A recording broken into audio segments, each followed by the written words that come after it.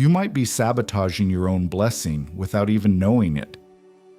It's a quiet tragedy, one that plays out in the lives of thousands of believers every single day. Most Christians miss their 100-fold harvest not because they aren't praying hard enough, but because of 6 silent faith killers that even seasoned leaders overlook. These killers are like slow leaks in a tire. You're still moving, but you're losing ground and wasting energy. If you want to stop the cycle of disappointment and start seeing real, tangible results in your finances, your ministry, and your personal peace, you cannot afford to miss this. We are going to identify these thieves and shut the door on them for good. The first killer is failing to recognize the open door. We often confuse being busy with being fruitful. Many people are exhausted from doing good work, but they aren't seeing results because it isn't effective work. In the life of the Apostle Paul, we see a masterclass in discernment. In 1 Corinthians 16, he notes that he would stay in Ephesus specifically because a great door for effective work has opened to him. He wasn't just throwing seeds at a brick wall. He was looking for openings. Paul even utilized the midday siesta period in the Hall of Tyrannus to teach, exploiting a time when others were resting to ensure the whole province heard the word. If you are planting in bad soil, you are robbing yourself of the 100-fold crop promised in the parable of the sower. Effective work is thorough, sacrificial, and costly. If you ignore the specific opportunities God has opened, preferring to stay in your comfort zone or doing what everyone else is doing, you are effectively choosing a lower yield. Stop trying to force closed doors and start looking for where the Lord has already provided an entrance. The second killer is being too nice to fight. There's a common misconception that being Christ-like means avoiding all conflict and being a peaceable soul who never clashes with anyone. But the truth is, apostolic success requires you to be a tough fighter. Paul was right at the center of a storm of intense rivalry between old traditions and the new faith. This difference led to strongly competitive attitudes on both sides and caused much animosity.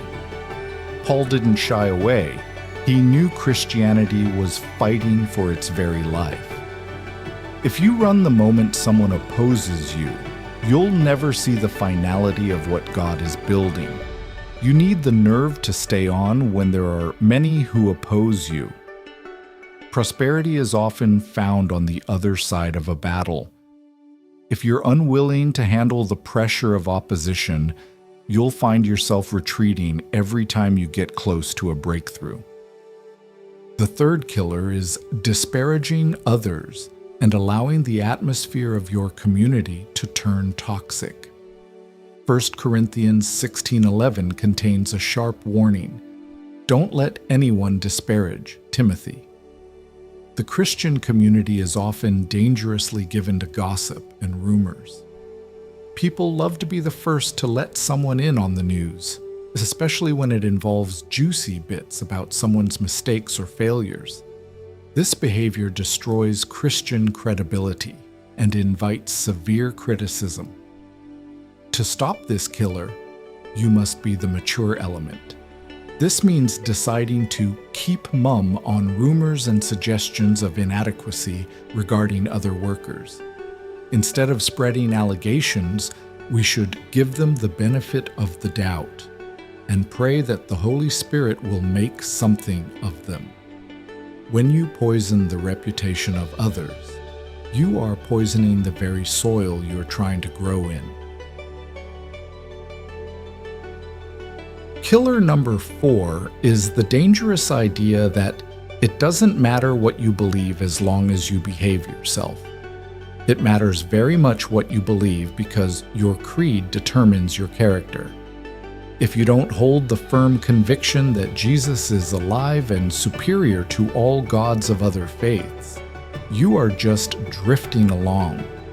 This lack of focus is why your prayer life feels powerless and your efforts feel scattered. True conviction acts as a supreme guide for all behavior. It even dictates how you handle your money.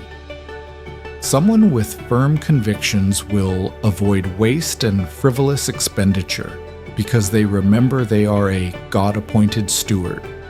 If you have no anchor in what you believe, you will always be tossed around by the latest trend or financial fear. Stand firm and hold tight to your convictions.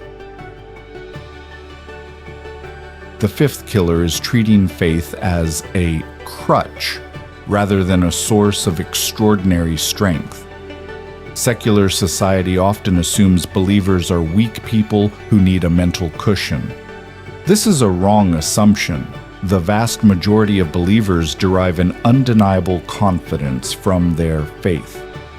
Look at the strength displayed by missionaries like Mildred Cable, who traveled into the city of criminals in China and made repeated journeys through Central Asia.